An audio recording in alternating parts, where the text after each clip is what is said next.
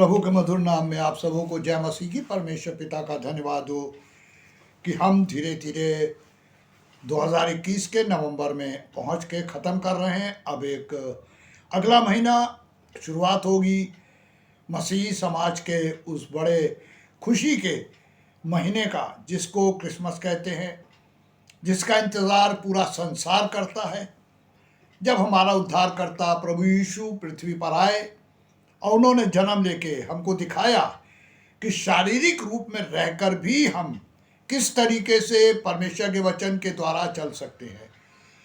जबकि मेरे प्रियो, हम अंतिम दिनों में हैं। हर तरफ ये चीज़ कही जा रही है कि अंतिम दिन है, बीमारियों का बोलबाला है। अभी मेरे पास जब फ़ोन आया, आज सुबह मैं बात कर रहा था, तो मैंने उन लोगों को एक चीज़ बताई कि भैया, ये जो कुछ हो रहा है ख़त्म हो रहा है। ये बीमारियों के लिए, वो प्रेयर के लिए कह रहे थे, अजीब अजीब सी बीमारियां हैं। अभी नई बीमारी साहब, खून नहीं बंद हो गया, ब्लड प्लेट्स नहीं मिल रही हैं, कितनी तरह की बीमारियां हैं, हम सोच भी नहीं सकते। और ये आती जाएंगी, बढ़ती जाएंगी, क्योंकि पांच घोड़े छोड़े जा चुके हैं। घोड़े का मतलब साइन आ चुके हैं पृथ्वी पर, और उनमें है काला घोड़ा महंगाई, ब्लैक मनी, लाल घोड़ा खून, पीला घोड़ा बीमारियों का सैलाब, और अब लास्ट में हम पहुंच चुके हैं। अब आज हम शुरू करेंगे प्रकाशित वाक्य के 10वें बाब की पहली आयत से। फिर यहाँ पे क्या लिखा हुआ है? फिर मैंने एक और शक्तिशाली स्वर्गदूत को बादल ओढ़े हुए स्वर्ग से उतरते देखा। उसके सिर पर मेघ धनुष था। यहाँ शुरुआती हो रही है शक्तिशाली स्वर्गदूत, और लिपटा का है मैं बादल ओढ़े हुए। हम सब जानते हैं कि जब हम लोग जाड़े में शॉल ओढ़ते हैं तो क्या पोजीशन होती है, कवर अप। वैसे ही ये शक्तिशाली स्वर्गदूत इसलिए कहा जा रहा है क्योंकि इसकी साउंड अलग है, प्लस ये फिजिकली यूहन्ना को जो दिखाई पड़ रहे हैं वो बिल्कुल अलग हैं बाकी स्वर्गदूतों से। क्योंकि ऐसी कुछ चीज़ें होती है मेरे प्रियो जो बहुत अद्भुत होती हैं, और परमेश्वर ऐसी चीज़ों को बहुत प्यारे तरीके से दर्शित करते हैं अपने लोगों के ऊपर।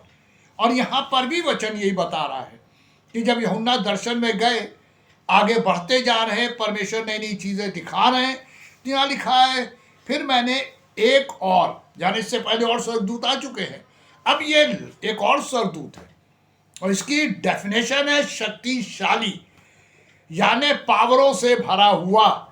ऐसा नहीं कि उसके चारों ओर पावर दिख रही थी, लेकिन चूंकि यूहन्ना ने जो आगे चीजें देखी वो उसके बाद उन्हें लिख रहा है शक्तिशाली। और क्या किए हुए हैं? बादल को उड़े हुए, यानी वो जब ऊपर से उतर रहा है स्वर्गदूत, तो चारों ओर बादल का अंबार है। बादल दो चीजों को दर्शित करता है, एक मीडिएट आसमान और पृथ्वी के बीच की पोजीशन जहां बादल होते हैं। एक चीज और होती है बादलों में, वो है पवित्रताई। मेरे प्रियो, हमेशा जहां भी कुछ आत्माओं से रिलेटेड बातें होती हैं या दिखाई जाती है, वहां धुआं कर देते हैं आजकल, बादल बनाने की कोशिश। और यहाँ पे यही चीज है, बादलों को लपेटे हुए वो उतर रहा है। यानी जब वो नीचे आ रहा है स्वर्गदूत, तो उसके चारों ओर जो यूहन्ना को दिख रहा है वो बादलों की तरह कुछ एक धुआं सा है। यहाँ मेरे प्रियो, ये बादल है या नहीं ये नहीं मालूम, पर उन्होंने एक एग्जाम्पल दिया है बादलों को लपेटे हुए, और यहाँ पे उसके चारों ओर बादली बादल हैं। ये स्वर्गदूत जब नीचे आता है तो उसके सिर पर मेघ धनुष था। मेघ धनुष मीन्स एक आर्च बना हुआ था सर के, यानी इसकी जो कह सकते हैं पावर है वो अजीब तरीके से बताई जा रही है। जो इसके सर के हाफ में एक मेघ धनुष है। मेघ धनुष कहा जाता है रेनबो को, जिसमें 7 कलर होते हैं, जो अक्सर हमको बारिश के सीजन में बहुत दिखता है। साइंटिस्टों ने अलग अलग डेफिनेशन उसकी बताई है, वो कुछ रिफ्लेक्शन बताते हैं, पर बाइबल में परमेश्वर ने जब नूह के टाइम में दुनिया बर्बाद की और फिर परमेश्वर इस बात से दुखी भी हो गए, तो उन्होंने एक चिन्ह ठहरा दिया था कि अब मैं पृथ्वी को पानी से बर्बाद नहीं करूंगा। और मेरे प्रियो क्या दिखाया था? एक मेघ धनुष, यानी वो परमेश्वर का बनाया हुआ एक चिन्ह। जहां पर भी ये स्वर्गदूत उसी चिन्ह को दिखा रहे हैं। आप अगर सोचें तो क्या समझ में आता है? जहां तक मैं जानता हूं, यह पवित्रताई की निशानी भी है, परमेश्वर की योजना की निशानी भी है, और प्लस एक खास बात क्या है कि यह स्वर्गदूत कोई स्पेशल कैटेगरी का है, इसीलिए यह जमीन पर भेजा गया, उतर रहा है।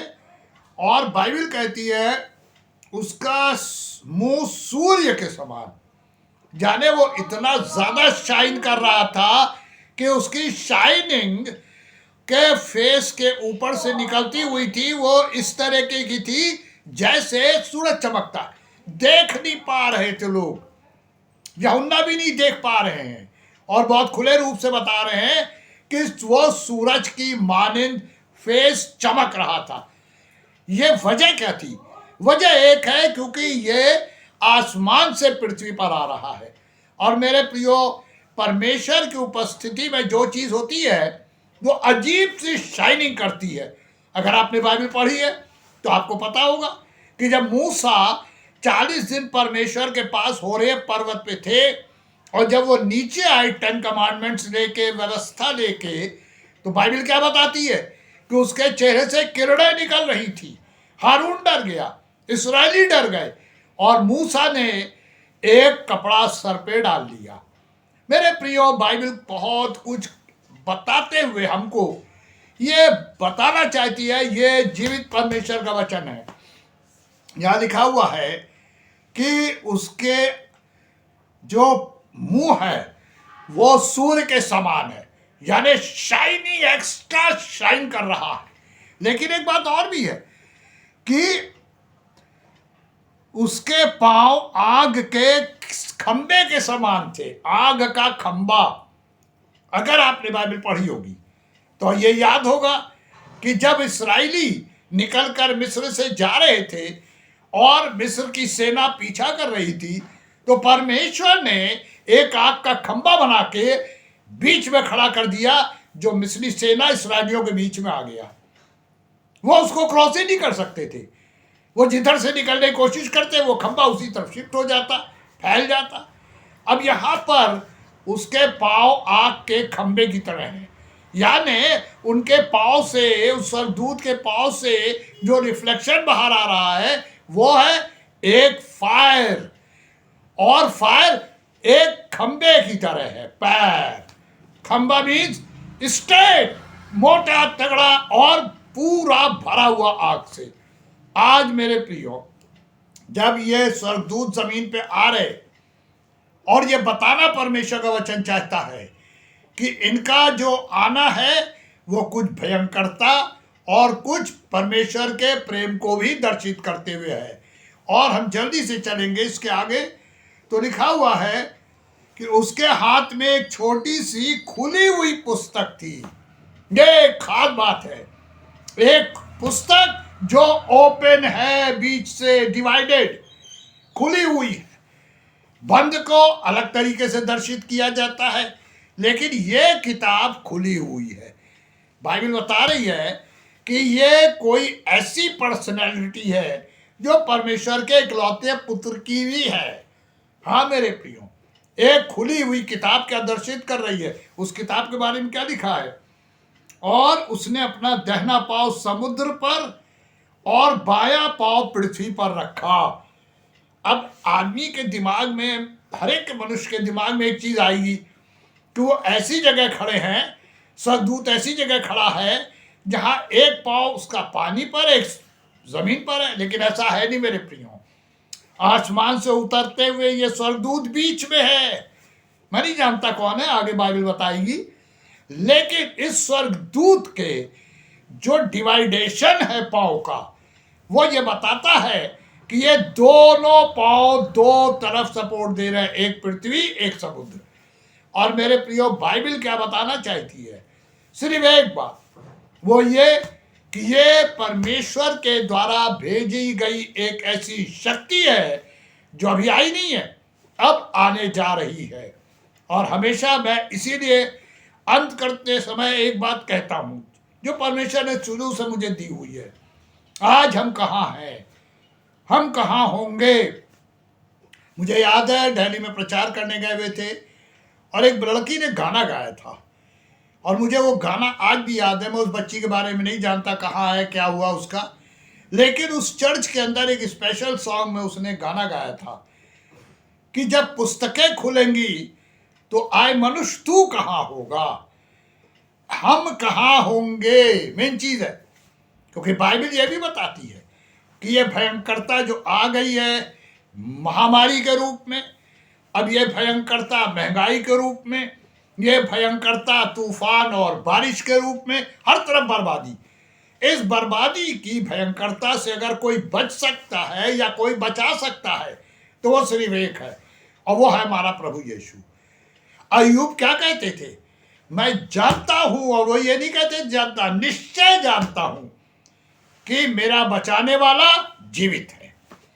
मेरे प्रियो, हमारा बचाने वाला यानी हमारा प्रभु यीशु जिंदा है और वो हमारी मदद को हमेशा तैयार है। पर शर्त क्या है? बाइबल बताती है कि जब हम उसकी आवाज को सुनेंगे तो वो हमारी आवाज को सुनेंगे, और अगर हम उसका इग्नोर करेंगे तो वो हमें इग्नोर करेंगे। पुकारते रहे, कोई नहीं सुनेगा, क्योंकि यूहन्ना 9:31 क्या कहता है? परमेश्वर पापियों की नहीं सुनते, पर हाँ यदि कोई उसका भक्त हो, पहली बात, यदि कोई उसका भक्त हो, भजन संहिता 2 में लिखा है परमेश्वर ने भक्तों को अपने लिए अलग कर रखा है। यदि कोई उसका भक्त हो, पहली बात। दूसरी, उसकी इच्छा पर चलता हो, और उसकी इच्छा कहाँ है? इस प्यारे वचन के अंदर। हाँ मेरे प्रियो, भरा हुआ परमेश्वर की इच्छा से। यदि कोई भक्त है, उसकी इच्छा पे चलता है तो उसकी सुनता है। हम बीमारी में हो, किसी प्रॉब्लम में हो, परमेश्वर हमें बचाने के लिए तैयार है। मुझे कल बनारस जाना के लिए बोला गया था, एक जगह घर को देखना है जो मेरे यहाँ से करीब 150 किलोमीटर दूर है। परमेश्वर की अगुवाई नहीं हुई, मैंने मना कर दिया। परमेश्वर जिस चीज को चाहते हैं वो बहुत अलग होती है।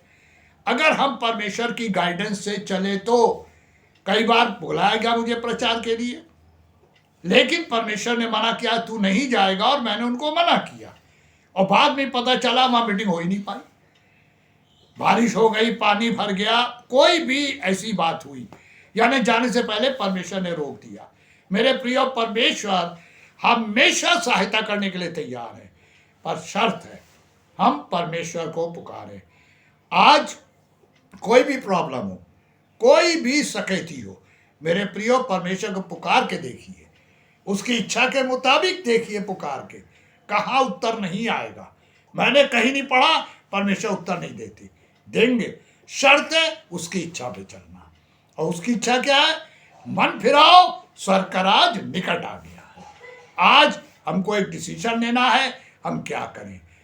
परमेश्वर करे कि वचन के द्वारा आप आशीष पाए और परमेश्वर आपको संभाले इस महामारी में भी।